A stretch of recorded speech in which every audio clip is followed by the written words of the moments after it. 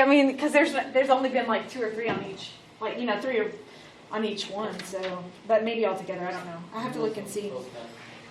I didn't know. All right, so real quick, I am going to give you the vocabulary this time. So instead of doing it on it's on the Quizlet, but I'm just going to give it to you real quick.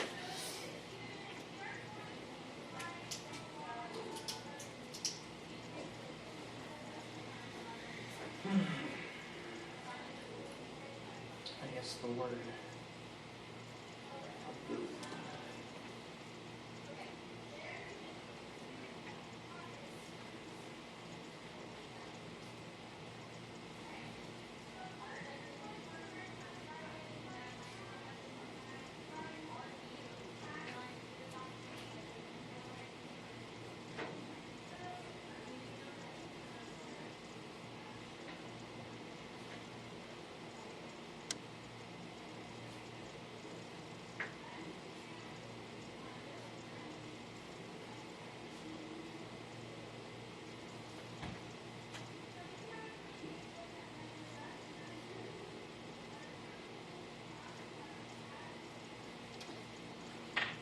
Okay, a sampling distribution is a probability distribution, just like the ones we did in the last unit, of a sample statistic when we take many samples of the same size from a population.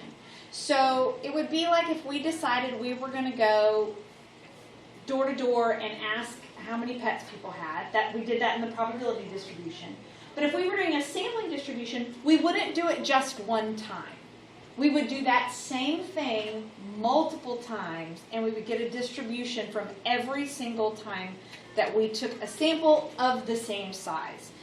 It'll make sense in a minute. We'll kind of do one, not a huge one, but a small one. Sampling distribution of a sample mean.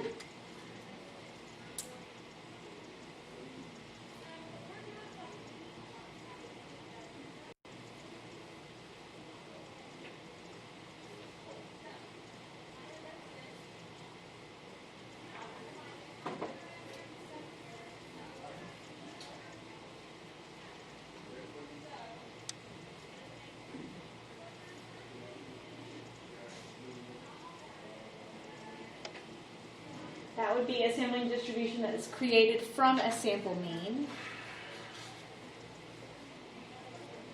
All right, now, standard error of the mean is just another name for standard deviation.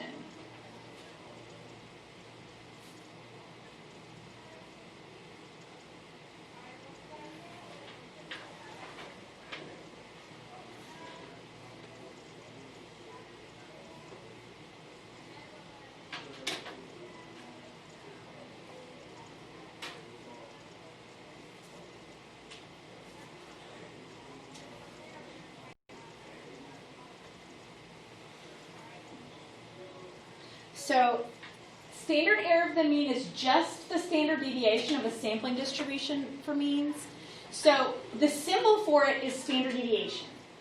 So when we start to do problems, we'll use the word standard deviation. When the words come up, standard error of the mean, don't forget, that's just another way of saying standard deviation. It's only used with sampling distributions. And so sometimes we forget, and we'll see it go, I have no idea what that is, because we don't use it for everything. All right, and central limit theorem.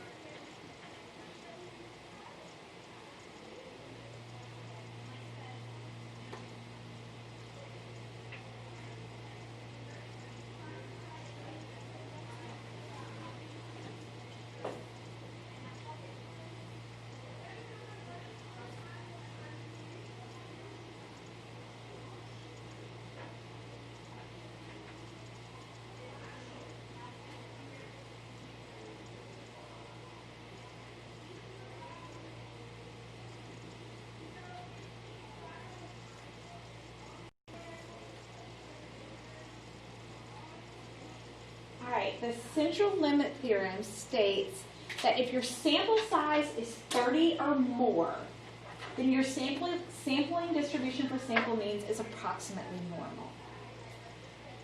If my sample size is less than 30, then I either have to plot it to see if it looks normal, or they have to tell me that it's normal. But if my sample size is 30 or larger, I can use central limit theorem to assume that my data is normally distributed, which is kind of nice. It makes it normal. And we like normal. All right, two properties of a sample.